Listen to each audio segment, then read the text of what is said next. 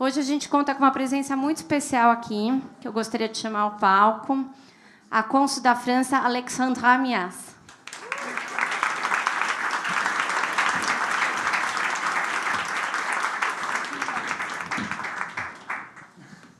Cara Marília Neustein, diretora do museu, cara Daniel Dueck, curador da Flimouge, uma grande honra para mim abrir essas mesas redondas hoje, dentro do âmbito da temporada França-Brasil, entre o Museu Judaico de São Paulo e o Museu d'Art et d'Histoire du Judaïsme de Paris.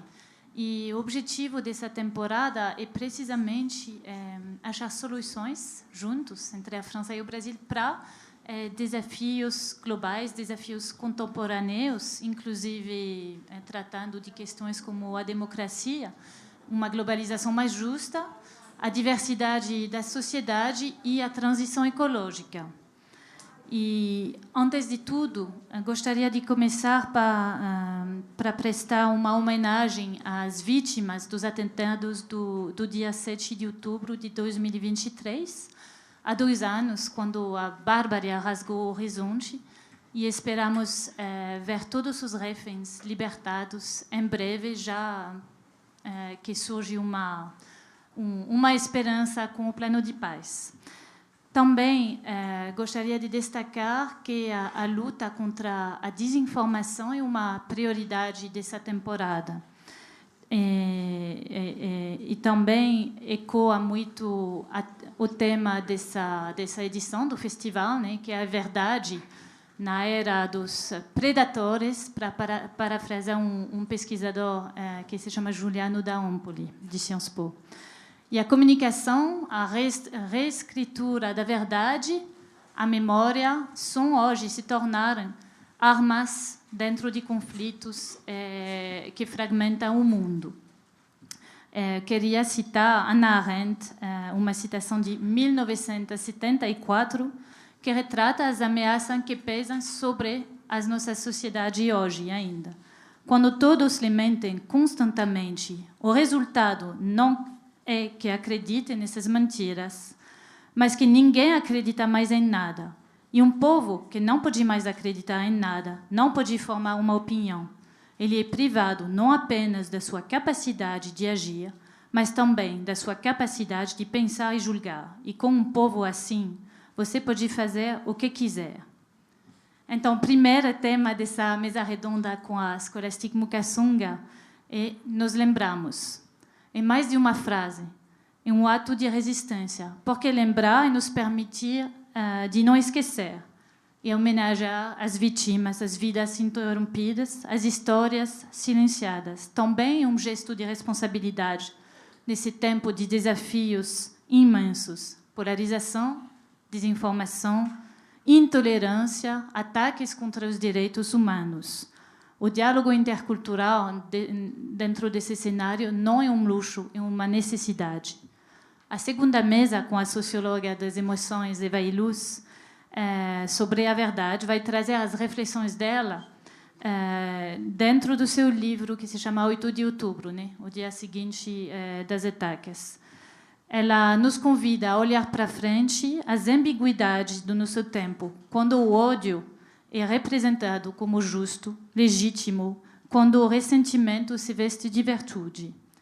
Eu queria, além de tudo, agradecer muito ao Museu Judaico para permitir esse debate, esses encontros. Como você sabe, a França acredita muito no poder do debate, da reflexão sobre temas como assim, é muito importante para nós, ainda mais dentro dessa temporada França-Brasil.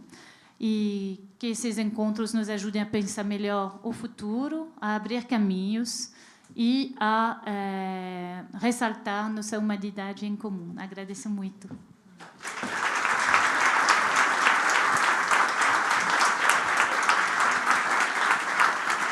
Obrigada.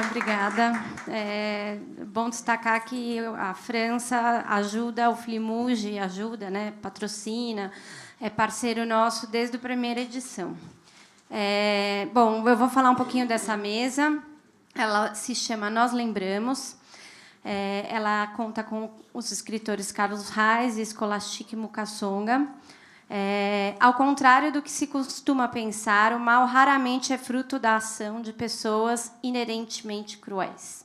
O Holocausto, quando 6 milhões de judeus foram mortos num período de poucos anos, e o genocídio de Ruanda, quando cerca de 800 mil Tutsis foram assassinados em apenas 3 meses, mostraram que as pessoas ordinárias, pais de famílias e trabalhadores podem repentinamente participar do extermínio de seus vizinhos. Nesta mesa, Carlos Reis, coordenador-geral do Museu do Holocausto de Curitiba, também muito parceiro do museu, e Scholastic Mukasonga, nascida em Ruanda e autora de livros sobre genocídio em seu país natal, dialogam sobre a construção da memória e a importância do testemunho e os processos de responsabilização, reparação e cura após o horror. Para mediar essa mesa, eu chamo o meu querido amigo, parceiro do museu, João Torquato, que é analista de comunicação do Instituto Brasil-Israel, militante do movimento negro e pesquisador dos conflitos de desintegração da República da Iugoslávia.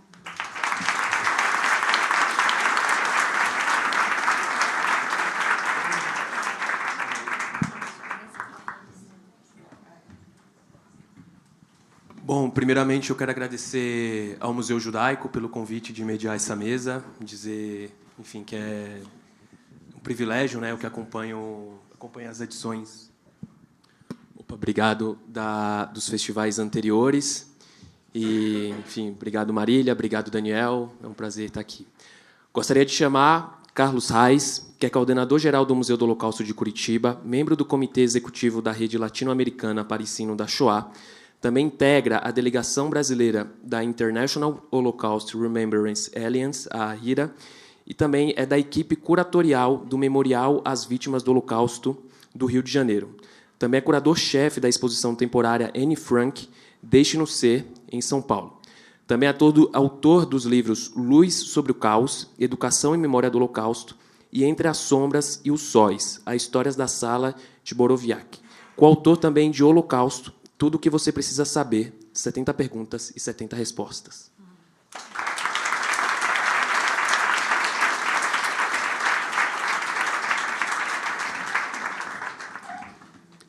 Também gostaria de convidar a autora Scholastic Mukasonga, ela que nasceu em 1956 em Ruanda, vive e trabalha na região da Baixa Normandia, na França, é vencedora do prêmio Renaudot e finalista do National Book Award.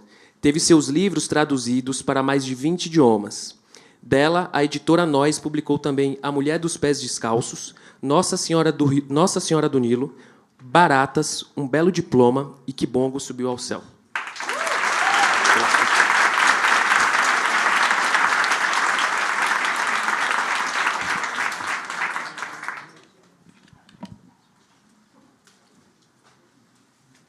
Ajeitar meu fone aqui para não ter problema. Bom, Scholastic, Carlos, duas histórias, duas atuações, duas vivências muito diferentes, mas também com muitas conexões, né? E o título dessa mesa, Nós Lembramos, eu acho que traz uma reflexão muito importante sobre os processos e sobre os temas que ambos lidam, né? E Scholastic, no seu livro Baratas, você escreveu que os nossos perseguidores eram delinquentes recolhidos nas ruas de Kigali, treinados para a violência e a morte. O que transforma um jovem delinquente em um instrumento de extermínio ético? E o que faz com que pessoas que não eram delinquentes se juntam a eles? E a primeira pergunta que eu gostaria de fazer é justamente isso, né? Que muitas vezes, quando a gente vai pensar o genocídio e pensar esses processos, a gente pensa em um arquétipo, em uma figura, só que muitas vezes, e aí no caso de Ruanda, e a própria experiência na Shoah, que não começou em Auschwitz, começou em processos anteriores, esses processos partem de pessoas comuns, né? Que eram nossos vizinhos, o leiteiro, o fazendeiro. Como que pessoas comuns podem se transformar e se radicalizar e atuar nesses processos tão traumáticos?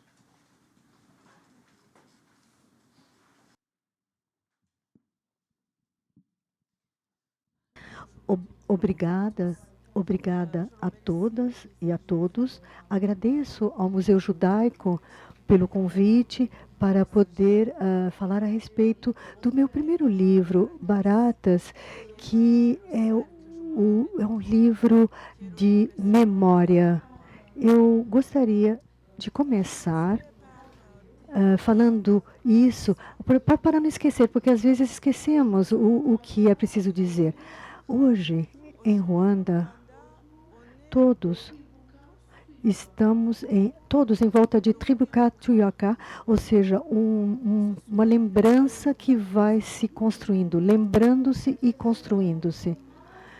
A pergunta é, como pessoas comuns, os vizinhos, porque em Ruanda a particularidade, já que cada genocídio tem a sua particularidade, o de Ruanda é o genocídio de vizinhança. Os vizinhos matam as crianças para tirar a comida, para dar comida aos seus filhos. O marido mata a mulher porque ela é Tutsi e vice-versa. Até mesmo as crianças.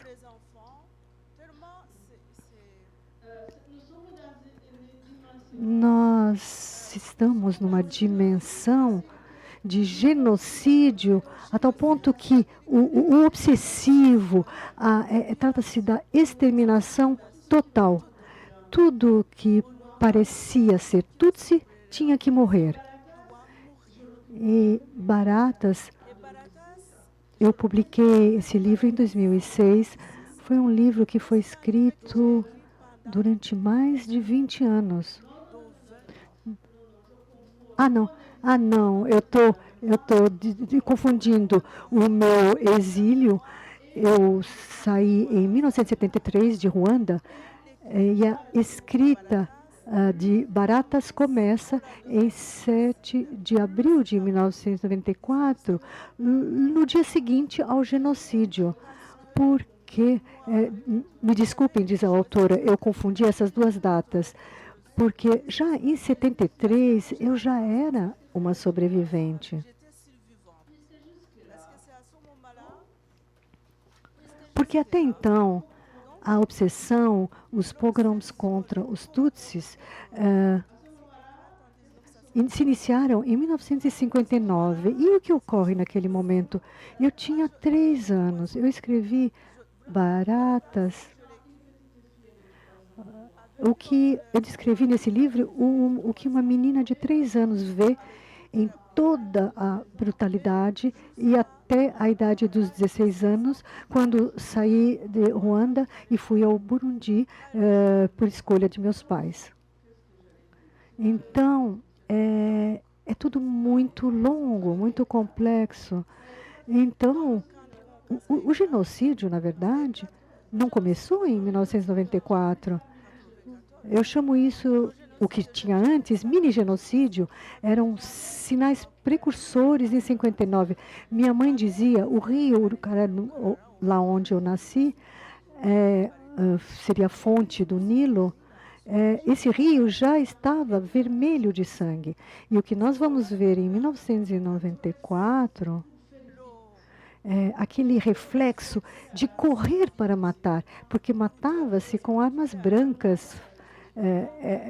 Era possível matar com balas, mas era preciso fazer com que as pessoas sofressem antes de morrer. Então, eram os facões que eram usados. Então, cortavam-se os membros, e esses membros eram lançados, jogados no rio. Muitos se refugiaram nos países vizinhos e os que permaneceram lá foram mais tarde deportados para Nyamata, tal como minha família. Nyamata era uma região onde se a natureza fizesse o seu trabalho, nós nem conseguiríamos sobreviver. Não era Ruanda, era uma outra região, Bukusera. Em Ruanda chove, há rios, etc. Em Bugesera não havia rio, nem chuva, nem nada. Havia apenas grandes animais, leões, leopardos, etc. E também a mosca tsetse, porque a Ruanda é um país muito pequeno e às vezes as pessoas podiam estar tentadas ir buscar terras naquela outra região, mas acabavam falecendo, morrendo por causa da mosca.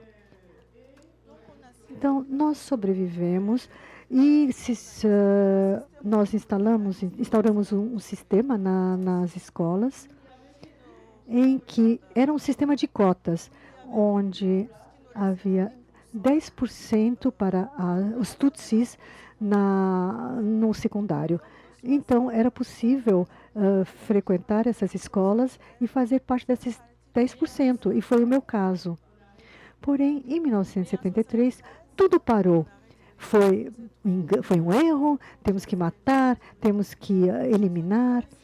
E foi assim, de um momento para o outro, os meus colegas se voltam contra mim, querem me matar. Quando eu cheguei em casa, meus pais disseram: agora não se trata mais de massacres que vão se repetir, como já vimos até agora, ou massacres com um determinado tema. Uma vez vamos matar os professores, outra vez vamos matar os adolescentes, etc. E meus pais, em 73, já previam o genocídio. Wutsempa era a palavra, não conhecíamos a palavra genocídio. Era a palavra que significava exterminação. Uma palavra que a gente utilizava para as ervas daninhas, ratos, baratas, etc. Aliás, em Inimatá, os Tutsis já eram chamados de baratas. E havia já uma forma de manipulação, de uma forma de nos afastar de se afastar do estatuto de humano e entrar no estatuto de barata. Meus pais me disseram que eu tinha sido sortuda por ter podido aprender a língua francesa, porque a língua francesa é um passaporte internacional. Foi o que me permitiu me salvar, senão eu não estaria aqui falando com vocês. Inhesi. Fui desenvolvendo coisas, depois desde 73, fui para o Burundi, eu cheguei na França em 92. E o genocídio chegou em 94, vi as imagens, como todo mundo, como todas as pessoas viram, ficaram sabendo o que estava acontecendo lá no meu país. E eu tinha voltado a estudar para ser assistente social, porque o diploma que eu tinha obtido antes não era reconhecido na França. Então, tinha retomado os estudos e me disseram: Scholastica, aquilo que está acontecendo lá no teu país está estranho. Eu falei: é um genocídio. É bem quando eu comecei a escrever Inyenzi. Inyenzi Ulekafar, né? Baratas. Mas eu escrevia da mesma forma que Primo Levi, que escrevia em qualquer coisa para salvar a memória. Ele escrevia em ticket de metrô, por exemplo. Qualquer coisa era suporte para a escrita, eu precisava me lembrar. Então, ou eu enlouquecia, o que era o mais provável de acontecer, né? Porque a vida perde seu sentido. Já não tinha muito sentido. A partir do momento que eu tinha deixado a minha família, quando deixei lá em 73, né, era impensável voltar para o meu país, porque senão ia ser morta, toda a minha família ia ser morta. Então começou a escrever em tudo aquilo que estava ao meu alcance, e estava cheio de coisas com escritas minhas ao meu redor. E quando o genocídio parou, pelo FPR, né, ou seja, que os exilados que tinham saído do país em 60, né, e que estavam em Uganda, tinham muitos no Uganda, né? Porque Uganda era mais acessível para a gente. A gente foi para vários países, tá? Congo, Tanzânia, Uganda, enfim. Foi ali que um exército foi constituído, um pequeno núcleo de homens, digamos, um pequeno grupo faminto, porque todas as famílias tinham sido mortas no Ruanda. Algumas sobreviviam nas florestas. Mas quando alguém não tem nada para perder, o único risco é morrer. Ou melhor, é ganhar. Não, morrer era aquilo mais fácil, mais ao nosso alcance. Então, todo mundo tinha nos abandonado já.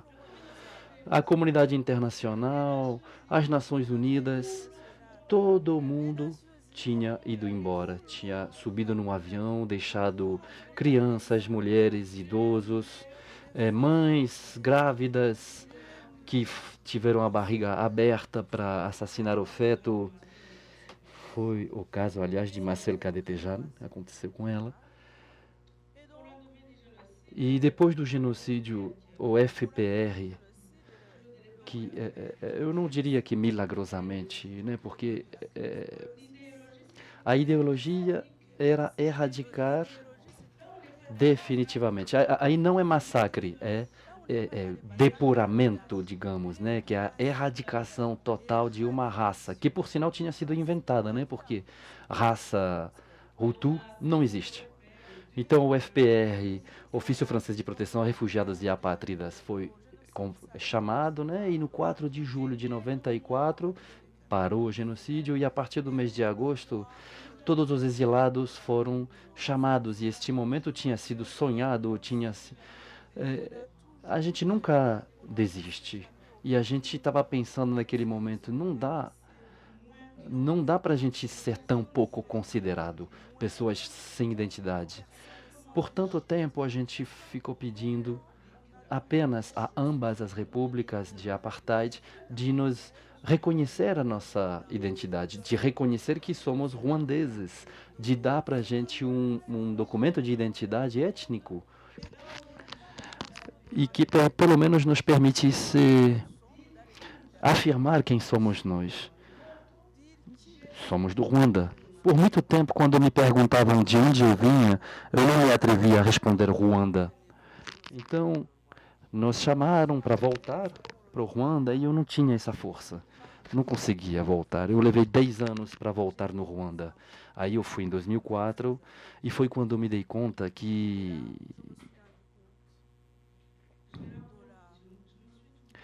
eu me deparei com uma realidade de que Kanhamata, a exterminação tinha sido total. Tinha certos vilarejos em que nem sobrava nenhuma casa, nenhum rastro de que permitiria testemunhar aquilo de que tinha tido gente vivendo ali. E aí voltei às pressas para a França. E o primeiro manuscrito que eu tinha espalhado por ali, eu peguei, eu tentei reconstituir um texto coerente. Eu não sabia escrever ainda, não tinha estudado literatura. Mas essa história de que no presente comecei a entender que o genocídio era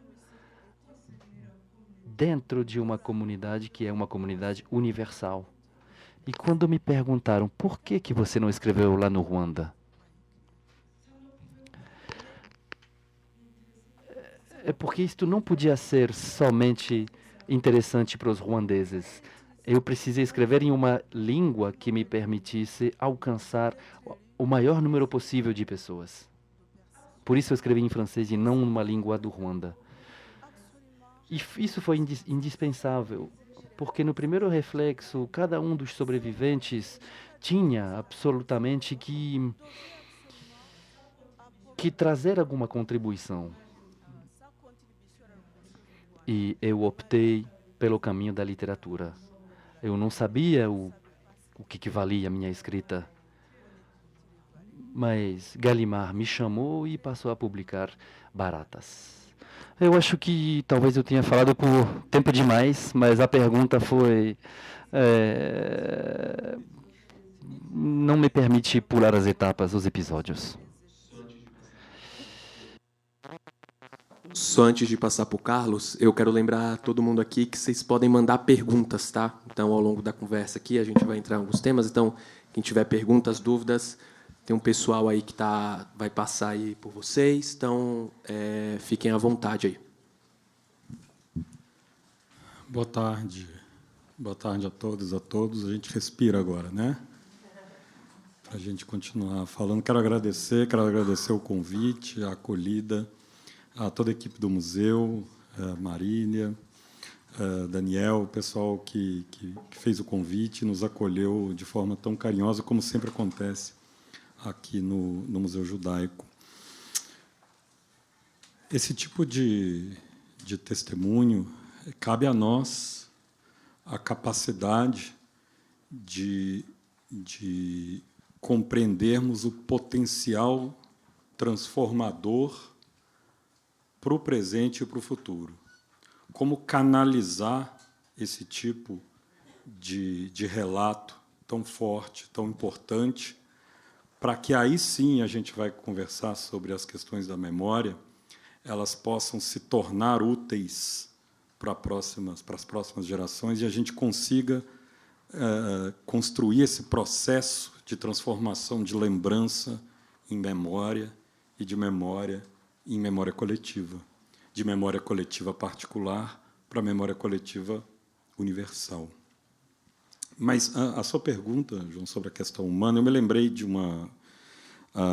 algo que costuma acontecer no Museu do Holocausto. É muito comum os estudantes, professores, os visitantes chegarem ao museu, e nós estamos falando sobre essa questão humana, né, e começarem a se referir aos perpetradores, aos algozes, como monstros.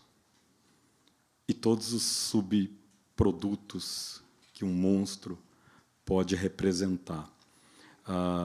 O demônio, o diabo, o ser de outro planeta. E é muito comum, de uma forma muito natural, que a gente ouça essas questões dentro do museu, né? Não só a liderança do regime nazista, mas também os seus soldados mais rasos serem tratados como bestas, como monstros e tudo mais. E esse é um problema pedagógico relevante, que é o da desumanização. E quando a gente fala desumanização, não no sentido da desumanização da vítima, mas no sentido da desumanização do próprio perpetrador. A partir do momento que nós nos referimos a esse perpetrador como um monstro, como uma besta, como um ser de outro planeta, como algo, aí sim, não humano, nós tiramos a possibilidade de construir esse potencial e essa canalização. Eu acho que essa é uma das principais premissas, compreender que a violência, compreender que as violências nos seus atos mais extremos, como é o genocídio, eles são cometidos por seres humanos. E se houve outros momentos da história em que isso aconteceu, significa que nós temos a sementinha para que isso continue acontecendo em outros contextos, em outros momentos, em outros lugares. Humanizar o perpetrador não significa justificar os seus atos ou qualquer algo que possa suavizar os seus crimes. Humanizar o perpetrador significa dar esse caráter humano a toda essa violência. Se o ser humano é capaz disso, se o ser humano foi capaz disso por determinadas vezes, ele ainda é capaz disso para o futuro. E aí entra toda a questão relacionada ao nosso resguardo, a construção da memória e tudo aquilo que pode ser feito para evitar futuras e grandes tragédias como essa que aconteceu em Ruanda, como aconteceu na Shoah e tantas outras. Scholastic, uma coisa que me chamou bastante atenção lendo as suas obras, né, e lendo as suas memórias, todo o processo, é que muitas vezes, quando a gente se depara com um tema relacionado ao genocídio, vai muito para um campo de um referencial e de uma comparação com a Shoah, né, seja em terminologias ou nos processos em si. E, apesar de, no caso de Ruanda e no caso da Shoah, a gente conseguir encontrar similaridades, mas você fala do que aconteceu em Ruanda como o que aconteceu em Ruanda, a partir daquela experiência. E aí a outra pergunta que vai para os dois também, eu acho que qual a importância da gente, quando a gente vai analisar esses processos, da gente, ao mesmo tempo que é importante do ponto de vista histórico, ter referenciais e tudo mais, mas a gente também criar uma gramática própria para essas tragédias que aconteceram na história da humanidade, que tem as suas particularidades, né? É uma forma interessante de lidar com isso e de lidar com a memória também, a partir de que isso já aconteceu.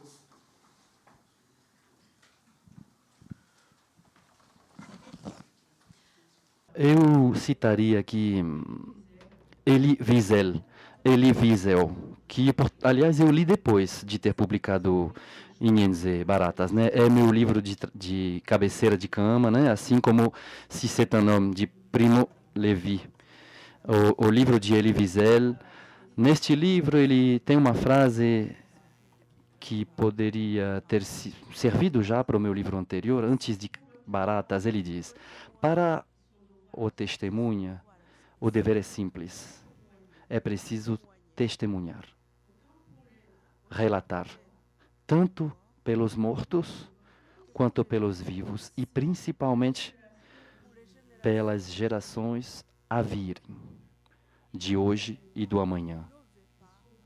Não queremos que nosso passado seja o futuro dessas jovens gerações de hoje e do amanhã. É preciso relatar justamente, testemunhar para lutar contra o esquecimento, porque, diz ele, esquecer seria um perigo e uma insulta. Porque se ninguém é responsável,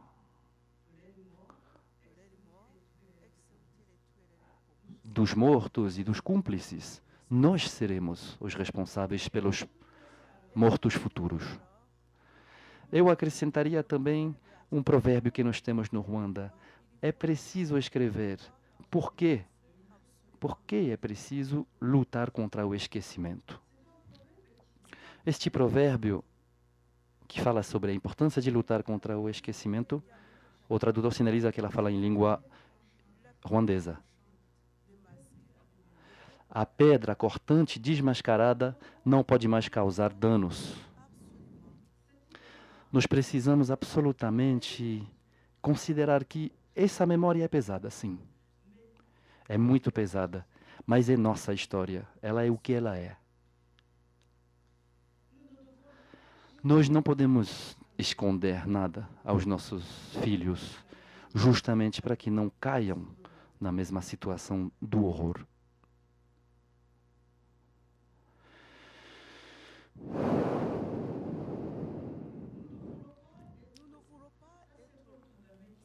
Paul Kagame repete também isto. Repete várias vezes isto. Nós não queremos ser reféns do nosso passado, mas nós não podemos esquecê-lo. E a melhor forma de não esquecê-lo são os livros, os melhores guardiões da memória. Essa história é o que ela é. E é a partir dessa história que as mulheres e os homens tentaram construir o presente. Um presente que não pode ser um passado, que não deve ser o passado. Um pouco mais cedo eu disse que o genocídio dos Tutsi foi um genocídio de vizinhança. Imaginamos, criamos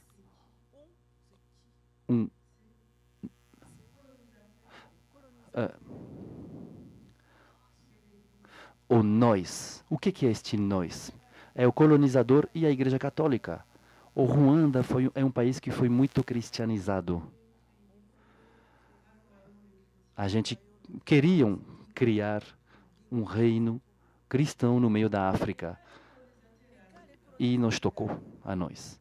Quando o colonizador chegou, ele entregou tudo para os missionários. Padres brancos, que já estavam no Ruanda desde um certo tempo e conheciam muito bem já o país e a língua, melhor do que o colonizador. Eles chegaram, num país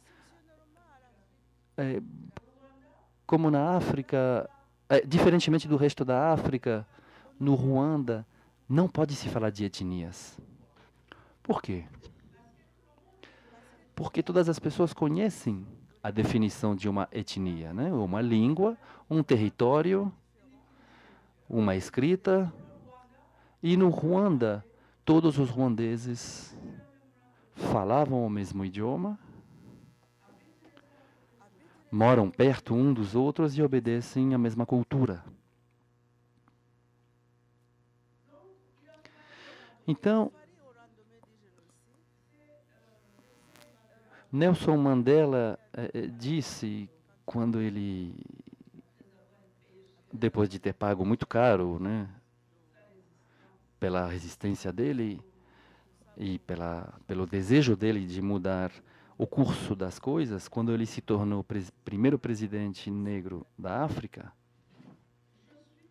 do Sul, perdão, ele diz: eu sou porque nós somos.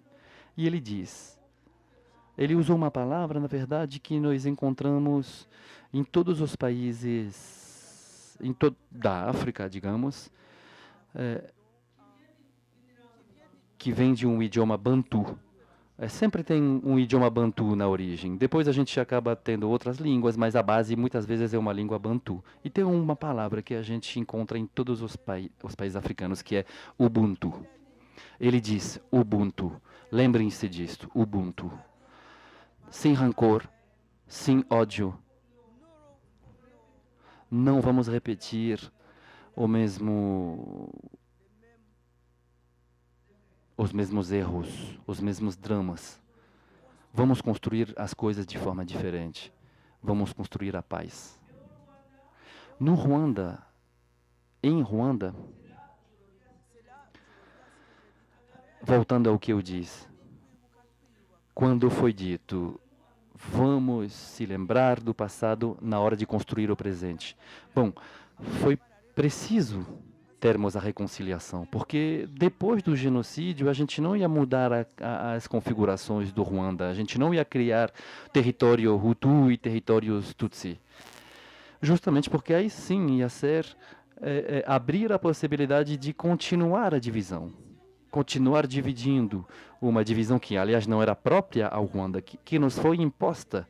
Nos foi imposta a ideia de que nós éramos diferentes. Não vou me estender mais sobre essa questão, mas a reconciliação tinha que passar pelo fato de pensarmos nos nossos filhos. Nossos filhos tinham direito à paz. E como é que nós criamos a reconciliação? Era indispensável, e é por isso que os livros estão aqui. Estão aí para ajudar a reconciliação, e é porque é preciso dizer as coisas e não podemos esquecer essas coisas.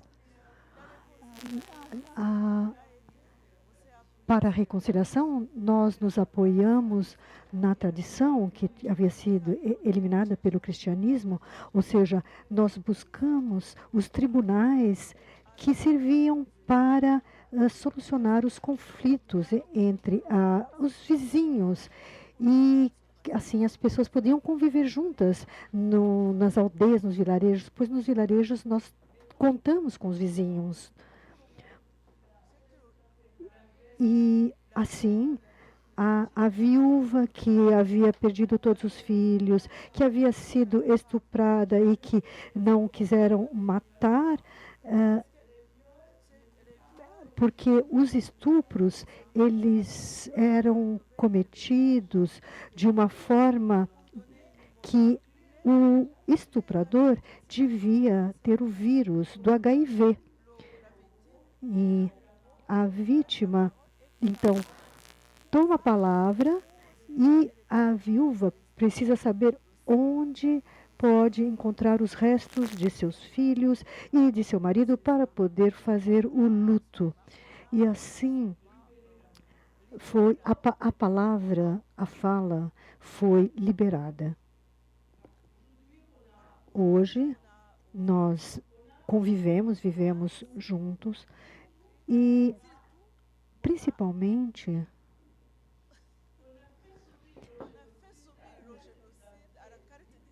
esse genocídio também estava apoiado também na questão do documento de identidade que havia sido criado. O genocídio, na verdade, é por isso que eu não escrevo sobre a brutalidade de 94, para não fazer confusão com os massacres que já existiam muito antes.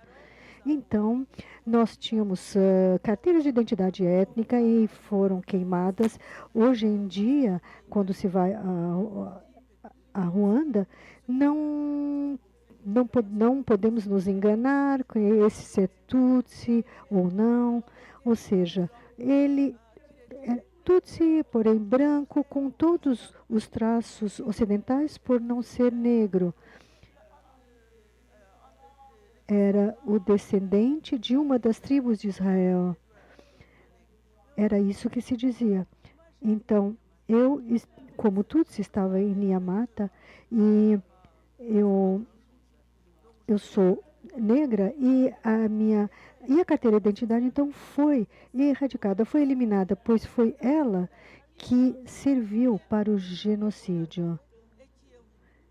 E os Hutus eram os que matavam. E hoje, em Ruanda, nós retomamos a convivência, pelo menos nas grandes cidades. Há 30 anos que ainda eles se casam e existem esses casamentos entre as etnias e, portanto, estamos dentro de um rumo à convivência, conviver juntos.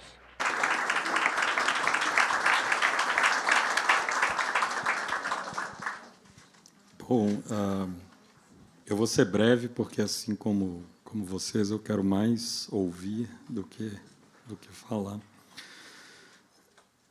A construção do conhecimento dentro da história, dentro desse campo científico que é a história, pressupõe uma necessidade de nós compararmos eventos históricos. A história é uma ciência comparativa por excelência. Ponto. Tá? Os eventos, eles são completamente distintos entre eles. Os eventos são individuais, são particulares, mas uma necessidade humana e científica de compará-los faz com que modelos, arquétipos, conceitos sejam criados para que a gente possa inseri-los e entender quais são os seus paralelos, onde existem pontos de contato, seja em questões historiográficas, seja em questões de brutalidade, seja em questões de construção de memória, seja em questões de reconciliação, por exemplo. É possível se conectar de várias formas. Não existe a possibilidade, dentro do campo da ciência, que se chama história, de lidarmos com um evento que não tenha absolutamente qualquer possibilidade de ponto de contato com outros eventos históricos. Se nós reconhecemos o Holocausto como um exemplo de genocídio, inclusive a palavra vai ser criada a partir desse evento, e se, ao mesmo tempo, reconhecemos a existência de outros genocídios, o princípio e a premissa dessa comparação está sendo feita. Se em algum momento a gente imaginar que o Holocausto não tem absolutamente nenhum ponto de contato com nenhum outro evento histórico, ele é absolutamente 100% singular, e ele não pode ser tocado, ele não pode ser manuseado, ele não pode ser transformado, perdemos a capacidade de, como eu disse no início, compreender esses potenciais, gerar essas lições e construir essas memórias. Então, por isso é importante com responsabilidade, com metodologia, com a consciência do que está sendo feito, se utilizar desses arquétipos, se utilizar desses conceitos para entender esses pontos de contato. E a palavrinha genocídio é uma delas. Existem muitas outras possibilidades dentro da ciência da gente estabelecer conexões. Carlos, nessa mesa, o título dela é Nós Lembramos, né? Então, a gente fala sobre a memória. E ela acontece no museu, que é um lugar que preserva a memória. Você trabalha no museu que discute a memória e o que aconteceu, também não como um fato histórico que aconteceu no passado, mas também a partir de perspectivas atuais, com questões da contemporaneidade, com questões que envolvem a realidade brasileira e os diversos desafios que a gente tem aqui no Brasil, seja ligado à questão racial e, enfim, outras pautas e questões que têm a sua característica, né? E aí, dado esse lugar da memória, do testemunho, do lugar que a gente está, hoje, qual que é o papel das potências mundiais para evitar ou deixar de acontecer um genocídio? E, no caso de Ruanda, teve um papel da ONU, que saiu, que se retirou pouco tempo antes dos massacres começarem a acontecer em 94, né? Como que a gente consegue trabalhar tudo isso e olhar hoje, né, para impedir que isso aconteça, pensando nas potências internacionais, na Carta de Direitos Humanos da ONU, na própria criação da ONU, que surge justamente no contexto pós-Shoah? Veja bem, João, eu prefiro lidar com essas questões sempre a partir do micro para o macro, né? Eu tenho a convicção de que a nossa possibilidade de construir contextos em que essas tragédias não mais ocorram, ela só pode ser realizada a partir de uma soma de fatores, né? E eu tenho a convicção de que, dentro dessa perspectiva micro, nós temos a vacina e nós temos as possibilidades paliativas. E, para mim, a vacina é a educação e ponto. É a educação que vai proporcionar a médio e a longo prazo a possibilidade da gente transformar as gerações para que isso não aconteça de novo. Mas, ao mesmo tempo, né, a gente tem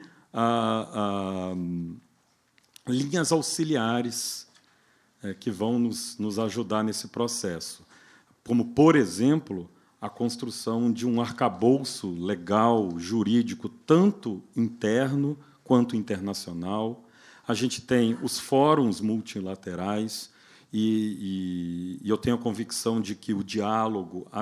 existe uma necessidade de sentarmos à mesa com outros países e dialogar sobre questões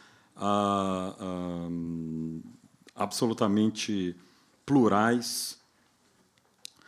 Os fóruns multilaterais, o arcabouço jurídico, a atuação desses órgãos internacionais, incluindo o Tribunal Penal Internacional, tudo isso dá suporte àquilo que nós imaginamos que é que eu estou chamando aqui de vacina, que é a educação. E, como toda educação, ela é sempre a médio, é sempre a longo prazo. Existe a possibilidade da gente atuar de uma maneira incisiva e rápida quando algo está acontecendo num determinado momento. Mas, para uma grande transformação, o investimento e a consciência de que a educação ela é a possibilidade extrema de resolução disso para as próximas gerações é o que nós acreditamos e o que eu imagino que um museu, ou qualquer museu que lida com uma memória traumática, precisa levar em consideração, né? O Museu do Holocausto, por exemplo, a gente tem essa convicção de que o educativo, o pedagógico, ele é o coração da instituição. Né? O protagonismo do museu não está no objeto que está na vitrine, está na relação que a gente constrói com o público a partir de um viés educativo. É para isso que a gente entende a necessidade da existência de um museu ligado a um genocídio, ligado a uma grande tragédia humana no século XXI, que ele seja educativo. A questão das potências, dos fóruns, da legislação vão ser linhas auxiliares importantes que vão ter que caminhar em paralelo com a educação. Se tudo isso se alinhar, a gente tem a possibilidade de vislumbrar um futuro que possa ser minimamente diferente daquilo que a gente vive hoje.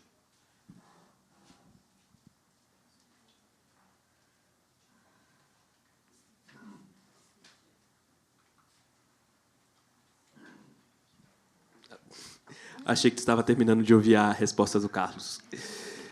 Tem um tema em comum na vida de vocês que tanto a Scholastic quanto o Carlos escreveram livros de mulheres das suas vidas, né? A Scholastic tem um livro que fala sobre a sua mãe, o Carlos tem um livro que fala sobre a sua avó. E veio uma pergunta aqui do público nesse sentido, que é como a memória, né, das famílias, e aí, no caso Scholastic, da sua mãe, ajudou você nessa elaboração constante do luto, né? Reviver essa memória de um lugar tão pessoal, tão individual e tão íntimo, te ajudou na elaboração disso. E para você, Carlos, também, como foi, né, estudar, narrar e pesquisar uma história que boa parte dela você só foi descobrir depois, né?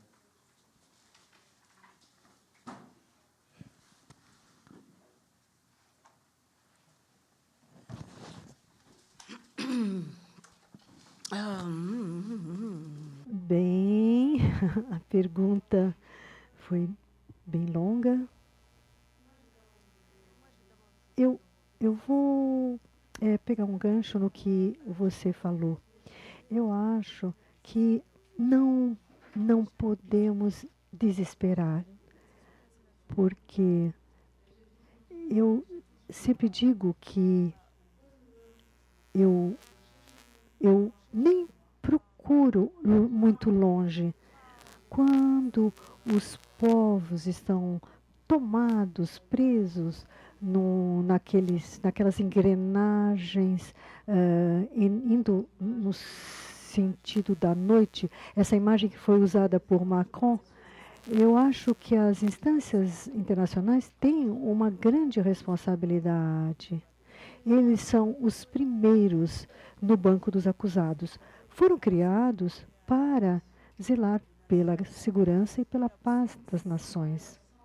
E a ausência é indigna. Essa ausência me interroga e me indigna. E eu detesto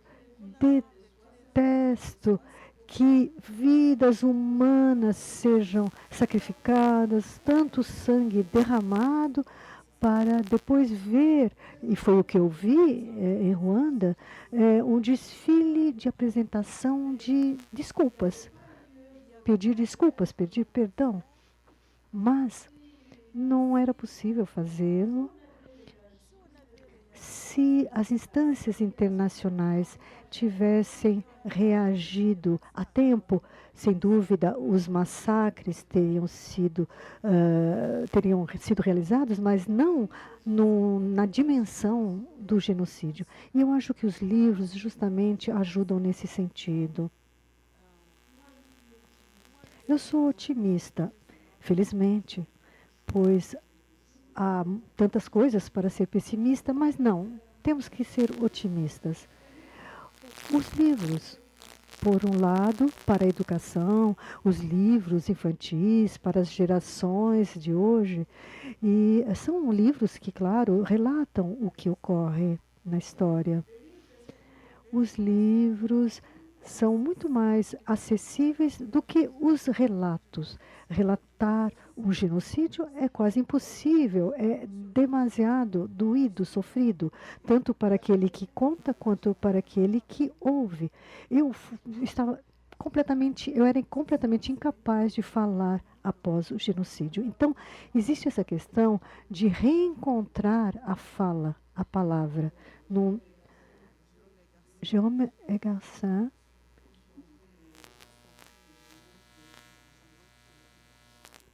escrevia para o irmão gêmeo que havia falecido numa circunstância terrível, Jérôme Garcin.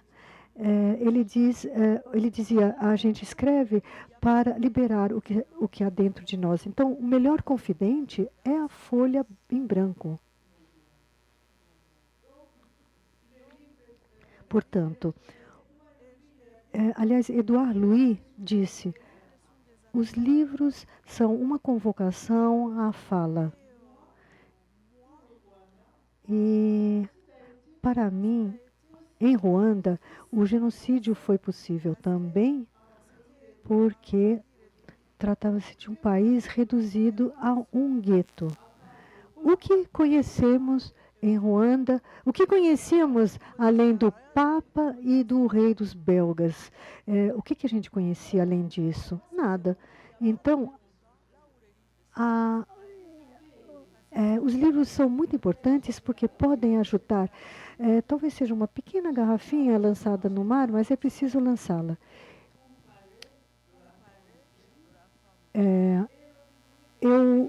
Numa palestra, eu falei em 2024 a respeito da mulher de pés descalços e o público não sabia nada, não conhecia nada a respeito do genocídio em Ruanda. Então, os livros servem justamente para isso, para sensibilizar, para conscientizar, como você disse. Bom, foi um dever de memória para mim escrever. Eu não tinha outra solução. Eu não ia deixar os meus familiares na qualidade ou no estatuto de baratas. Agora eu sou traduzida, eu fui traduzida em tantos países, no mundo inteiro. E, humildemente, eu posso dizer que eu tirei Ruanda do gueto. Bom, eu nem me lembro mais de sua pergunta. Qual foi a sua pergunta? Respondeu perfeitamente, Scholastic. Sim.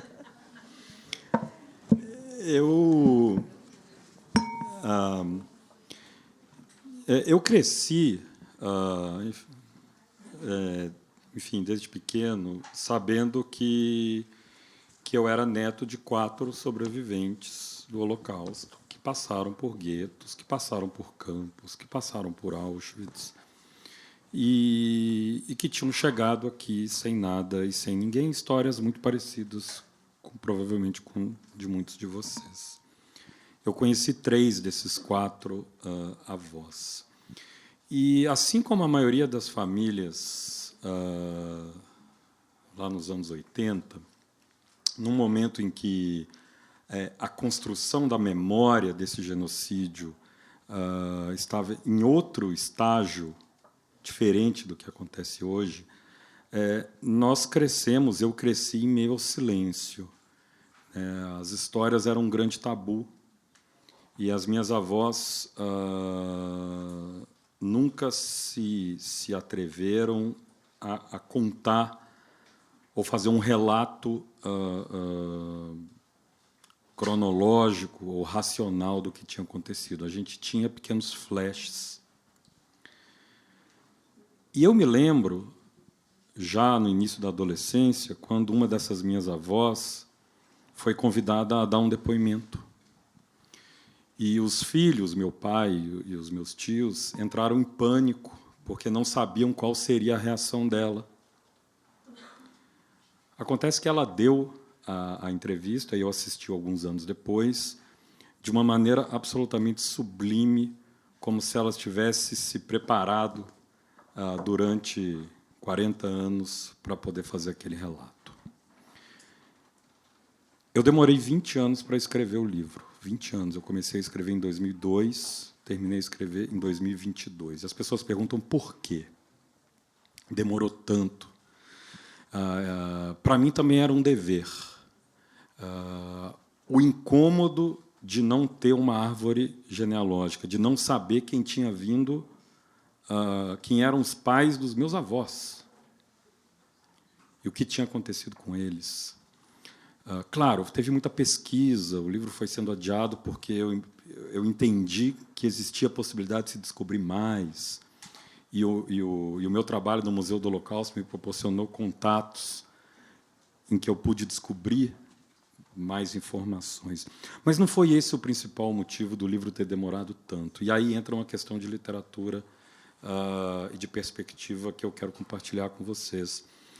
Um dos motivos, ou talvez o principal motivo do livro ter demorado tanto a ser publicado foi o fato de alguma coisa ali naquele texto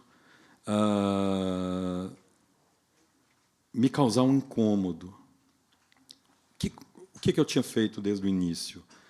A minha base era o depoimento que ela tinha dado. Era a única vez que ela tinha contado com início, meio e fim, com vários buracos, o que ela tinha contado. Então, o que eu fiz? Eu transcrevi e fui fazendo inserções no texto. Era ela falando e eu fazendo inserções. Foram uns 15 anos que se passaram nesse processo de pesquisa, de escrita, quando eu tive o momento de epifania. Eu entendi o que estava me incomodando, e vocês podem pensar que pode ser algo óbvio hoje, olhando para trás. Mas eu só consegui dar os próximos passos quando eu entendi que não era ela que tinha que contar aquela história. Era eu. Eu tinha que narrar aquela história, e, ao invés de ter o texto dela e eu fazendo inserções, eu tinha que fazer o contrário. Eu tinha que escrever um texto e eu faria, com a voz dela, as inserções no meu próprio texto. E aí eu reescrevi o livro completamente, e aí foram mais 2 anos. Aí, sim, pegava o livro e falava, não, era isso que eu queria. Foram ali cerca de 15 anos, sem que eu percebesse que esse dever da memória pressupunha um processo de memória coletiva que me colocasse como um representante ou como uma voz legítima que pudesse contar a história. Eu tinha algo a dizer ali, e eu só percebi que eu tinha algo a dizer ali 15 anos depois do processo. O livro foi publicado, foi minha segunda obra, o livro foi publicado em 2022, se eu não me engano, e valeu a pena ter demorado esses 20 anos, porque ele saiu da forma com que eu imaginava que deveria sair, por mais que a gente tivesse família e o próprio museu incentivando, mas o livro está pronto, é só publicar. Mas eu sentia que tinha alguma coisa ali que não estava batendo. Quando eu inverti a lógica, reescrevi o livro e coloquei como um testemunho meu, a partir da história dela, das histórias dela, é que eu fiz aquela literatura, eu fiz aquele testemunho gerar o sentido identitário que eu estava buscando e não sabia que estava buscando. Desculpe, eu gostaria de acrescentar completar o que foi dito agora. Eu acho que não existe prazo correto para escrever uma história tão dolorosa. Eu acho que, de certa forma, não existe este prazo, porque, como você bem disse, você ficou preocupado de não fazer do jeito que tem que ser feito, né? Ou não corretamente o suficiente. A primeira coisa é que você tem medo de perder pé, né? De perder chão. Escrever uma história tão dolorosa, afinal, é uma forma de despertar feridas. É como você se furar com uma agulha. Principalmente no caso da autobiografia, né? Existem certos livros que a gente deixa de lado, tem histórias que a gente quer contar, mas que a gente não está pronto ou não pronta, porque a gente não está prestes a perder o chão, porque você está ali para estar onde tem que estar, por exemplo, o livro de Julien, que é o próximo que eu espero que nossa editora vai publicar ano que vem, é um livro que eu deveria ter escrito depois da Mulher dos Pés Descalços. O livro é a história de Julien. As Mulheres de Pés Descalços é um livro que eu escrevi em 2008, bem rápido, por sinal, porque eu estava procurando ali um viés do afeto para poder me consertar. É a história de uma mãe, enfim, de mães, perdão. Então tem um papel ali de resistência a mães que nos permitiram nos reconstruirmos, justamente porque elas nos afastaram do ódio. O ódio nunca habitou em nós. Então, essa história de Julienne, eu deveria ter escrito logo depois da Mulher de Pés Descalços, porque eu tinha ganhado forças ali. Mas era tão doloroso falar da minha irmã mais nova, que sempre que eu pegava a caneta, eu já deixava de lado e falava, não consigo, não estou pronta. Mas eu não vou me forçar também, porque senão eu vou enlouquecer. E sempre o medo vem ali, o medo de ficar do lado de lá, né? De ficar louca. Eu estava pensando, eu não sei qual escrever romances, mas eu tinha conquistado forças com Inhenzil Lecafar, Baratas, né? A Mulher de Pés Descalços tinha me aliviado. Entre parênteses, a gente mencionou a cura mais cedo. Nunca se cura um genocídio. Não, nunca se cura. Na medicina se diz cura ou consolidação. Eu acho que pode se alcançar a consolidação, chamada de resiliência, né? Viver do jeito que dá. E eu queria dizer para você que Nossa Senhora do Nilo, eu nunca tinha escrito romance. Eu acabei escrevendo esse rápido, depois da Mulher de Pés Descalços, por quê? Para evacuar todo esse ódio, essa maldade, essa dureza, esse tempo que eu tinha passado num liceu, numa escola de moças. Eu não estava pronta, eu não queria, e eu também não podia não encarar a minha missão de seguir de pé. E é isto que nos permitiu dizer, nós devemos isto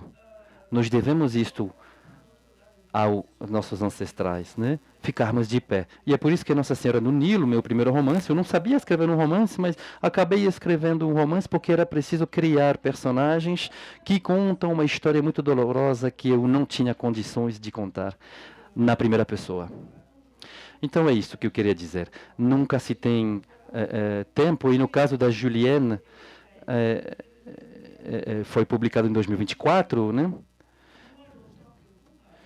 Demorei um pouco menos do que você, para dizer a verdade, mas eu levei 14 anos para escrever Julienne.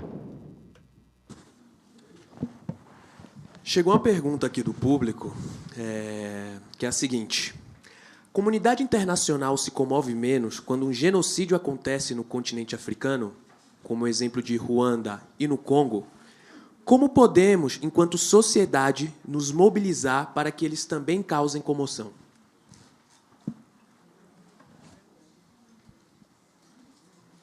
Livros. Justamente. Não tem outro jeito, não tem outra solução. Os negros aprenderam a escrever. E a partir deste momento não dá mais para dizer que não se sabia. Quando teve o genocídio no Ruanda, como se tivesse sido um esquecimento, foi dito, não, na África não tem genocídio, deve ter sido outra coisa, não pode ter sido genocídio, são massacres, como sempre acontece lá, nesses países lá, sempre se matam, sempre tem massacres, de forma atávica, selvagem, tribal. Então, não, é assim mesmo. Não, fique tranquilo, os massacres na África é muito normal.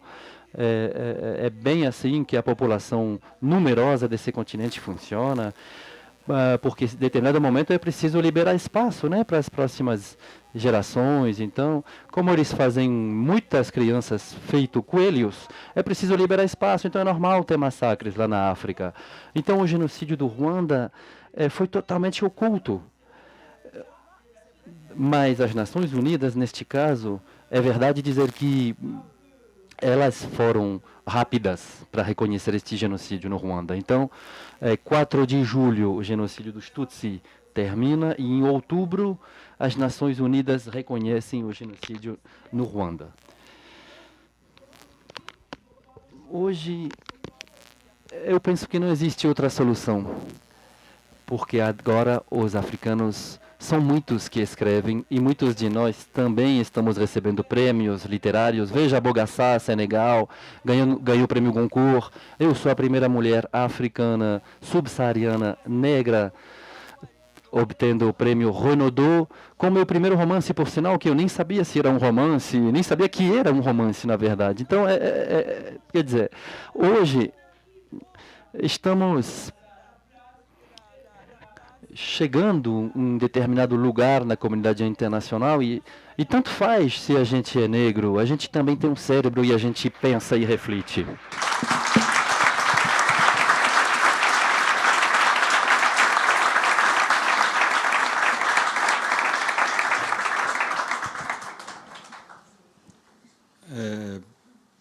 Bom, complementando, eu acho que a gente tem a possibilidade hoje em dia de utilizar as ferramentas que nós temos em mãos,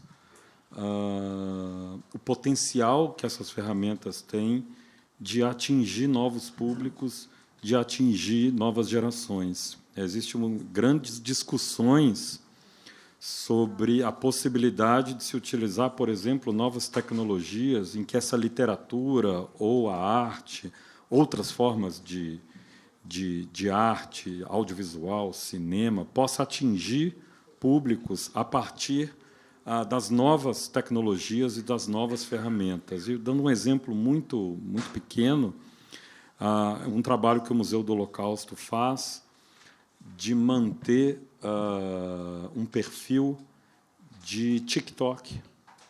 E as pessoas podem imaginar, mas um museu do Holocausto lidando com um tema pesado, difícil, de construção de memória, numa rede que é absolutamente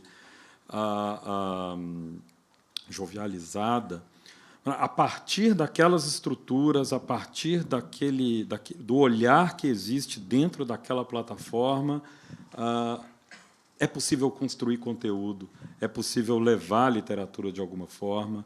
Eu não vejo a possibilidade de se discriminar nenhuma ferramenta e nenhuma possibilidade de levar essa literatura, de levar essas histórias para os novos públicos. É claro, hoje em dia é fácil a gente dizer, hoje em dia é muito fácil, porque o mundo está globalizado, mas demanda um trabalho e um esforço muito grande para que realmente essas histórias, para que realmente esses livros cheguem à mão desses jovens. Se o TikTok é um canal de entrada, é uma possibilidade de se adentrar esse terreno para que essa literatura, posteriormente, chegue às mãos dos jovens, eu vou usar, sim, o Instagram, o TikTok e qualquer outra ferramenta tecnológica que se servir, se possibilitar de se usar nos dias de hoje. Então, eu vejo muito potencial e estamos o tempo inteiro criando possibilidades de levar histórias, literatura, a partir de outros suportes. Isso a gente precisa fazer porque a tecnologia avança e o mundo vai mudando. Você também entende, Scholastic, a internet como uma ferramenta que cumpre um papel fundamental, principalmente para os jovens, para as novas gerações, para a gente conseguir ensinar e educar essas pessoas, pensando que hoje o mundo está completamente digitalizado e que, muitas vezes, como o Carlos colocou, o TikTok é a única fonte de informação que os jovens têm hoje em dia, né?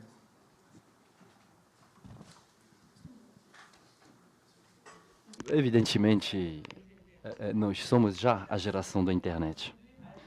Hoje, por exemplo, para que um livro tenha chance de ser lido pelos jovens de hoje, né, que estão sempre com a cara grudada no celular, é preciso que o livro seja num formato específico que vai alcançar de forma privilegiada os jovens. Hoje nós temos ainda alguns jovens que usam livro papel, mas tem que ser um e-book, livro virtual, digital. Eu acho que, como Sarkozy disse no Senegal, os africanos ainda não entraram na história, né? Mentira, nós já entramos na história, né? Nós já entramos na história, já estamos na história, o mundo se mexe, evolui. Eu acho que isso não é motivo para considerar que a novidade deva substituir aquilo que já tem. Eu acho que a novidade deve ser acrescentada àquilo que já existia, pré-existia, né? Então, justamente o fato de que os jovens estejam toda hora, o tempo inteiro no celular, né? Eu sou muito clássica, eu escrevo à mão, tá? Eu com minha canetinha, minha folha de papel, tá? Porque é muito importante. A inspiração, né? Você fecha os olhos e deixa fluir. Depois é claro que tem que organizar as coisas, como todo mundo, né? Mas eu também me civilizo, tá?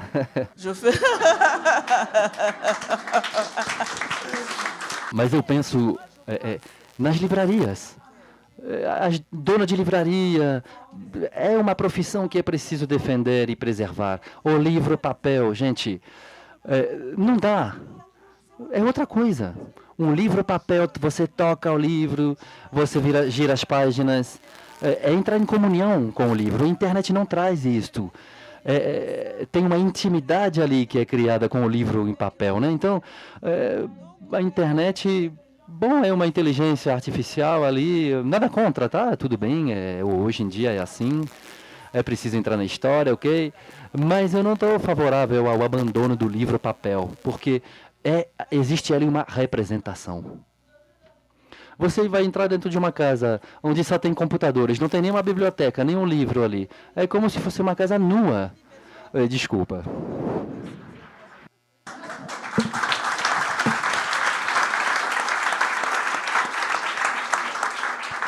Bom, pessoal, última pergunta aqui para a gente finalizar, que ainda tem outra mesa, tem muita coisa pela frente. Pensando aqui tudo que a gente falou, os processos, a Shoah, Ruanda, tantos outros exemplos ao longo da história que a gente pode ficar aqui quase horas e horas falando, para vocês, qual a importância de comissões, como, por exemplo, aqui no Brasil, na ditadura militar, a Comissão da Verdade, dos tribunais, das comissões que discutem o que aconteceu, e também o perigo, do negacionismo, né? Porque, ao mesmo tempo que surgem setores que denunciam, que narram, que contam as suas memórias e os seus testemunhos, ao mesmo tempo a gente vê um aumento crescente de pessoas que negam o que aconteceu ou tentam reescrever a tragédia, né? Eu devo dizer que justamente para isso servem os livros. Eu me lembro de uma experiência única, aliás, depois eu não encontrei mais isso. Eu estava numa livraria para justamente a sessão de autógrafos do livro Baratas. E, às vezes, a gente erra achando que está agindo bem.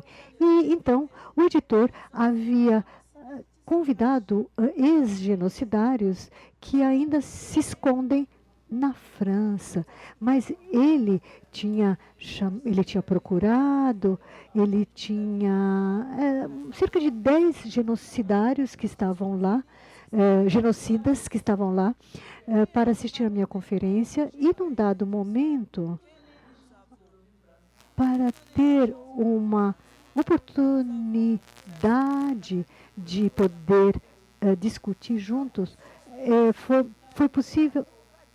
Nós erradicamos tudo, mas o que eu digo hoje, nós somos ruandeses, foi o que eu disse. Então, esses 10 genocidas falaram ao mesmo tempo, nós não concordamos, os Hutus e os Tutsis sempre existiram e isso vai permanecer assim.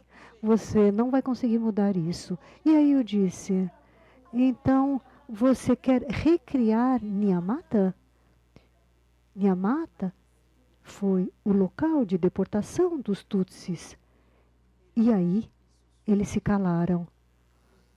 Foram embora, saíram, e nunca mais revi essas pessoas. Porque eu lembrei Nyamata. Portanto, quando falamos em comissões, em justiça, a justiça é necessária e indispensável, e é essa a justiça. Não é possível ter reconciliação, é preciso reconhecer os crimes. E os tribunais internacionais, tal como o tribunal que agora fechou, que julgou os grandes peixes, os mais importantes da Ruanda, aqueles que eram os dirigentes, mas que não iam a campo matar com os facões. Ficavam lá em cima, na hierarquia, fazendo os planos para eliminar, erradicar todo mundo. E eram os camponeses que usavam, então, os facões. Agora, essas pessoas lá em cima, é preciso julgá-las justamente para que o mundo inteiro veja que há limites e que não podemos ultrapassar. E esses são ensinamentos. Bom, não era preciso criar a justiça para reconhecer que eles tinham matado humanos, seres humanos, e não baratas. Bem, estou tentando me lembrar o que eu estava dizendo. Bem, sim, o negacionismo, sim, os negacionistas, era isso, eu também não perdi o fio condutor, né? É que eu estou sentindo frio, estranho, parece que eu estou na Normandia. O que aconteceu, gente? No país do sol, onde está o sol, gente? Bom, fui eu que trouxe aqui a Normandia, então é minha culpa.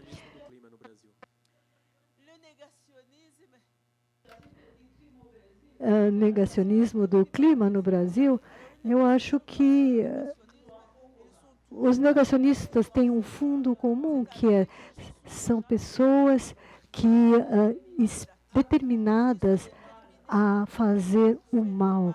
Portanto, é preciso perseguir os negacionistas. Eles precisam dizer. Então, quando eles puderem entender o mal, vai ser diferente, porque eles estão fechados em suas ideologias. Então, quer se trate de negacionismo no Brasil, ou em Israel, ou em Ruanda, trata-se de pessoas obtusas, que são egoístas, que não têm nenhum altruísmo sequer e só desejam fazer o mal. Então, eu realmente fico revoltada, indignada. E eu gostaria que um dia a gente pudesse dizer, não existe mais negacionismo no mundo. Mas, infelizmente...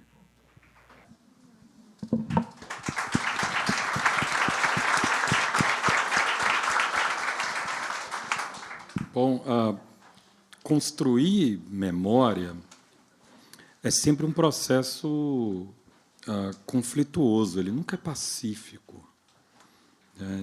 Perdão pela analogia, mas nós podemos pensar numa metáfora de uma arena em que perspectivas são colocadas buscando hegemonia dessas narrativas. O negacionismo não pode fazer parte desse processo.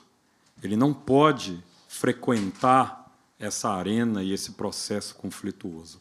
Quando se fala sobre negacionismo, se discute, se conversa muito sobre as razões, por que as pessoas levantam essas questões, quais são os argumentos, o que se diz e tudo mais. Eu não estou muito preocupado com essas questões. Eu estou mais preocupado nos ciclos. E aí a gente pode pensar. Negacionistas sempre existirão, seja de eventos históricos, seja da ciência, seja do clima. O que me incomoda é percebermos por que, em determinados contextos, uma fala negacionista ela é rechaçada pela maior parte da sociedade e por que, em outros contextos, ela é legitimada. O que faz com que o negacionismo ganhe legitimidade em alguns períodos, em alguns contextos, e em outros não. O que hoje é dito muitas vezes e que se ganha respaldo por governantes, jornalistas, influenciadores que ganham legitimidade, há pouco tempo atrás, a mesma coisa que se fosse dita, nós mandaríamos essa pessoa de volta do bueiro onde ela veio. Então, nós somos responsáveis por dar ou não a legitimidade a esses discursos que, infelizmente, vão continuar acontecendo. Eu prefiro pensar mais o que a gente pode fazer como sociedade para evitar que esses discursos sejam legitimados do que pensar nas possibilidades a curtíssimo prazo para evitar que essas opiniões, esses discursos continuem sendo dados. Cabe a nós. Nós somos responsáveis por evitar que essas ideias ganhem a opinião pública e cabe a nós retornarmos a um patamar de civilidade em que o negacionismo, como eu disse, é mandado de volta para o bueiro de onde ele veio.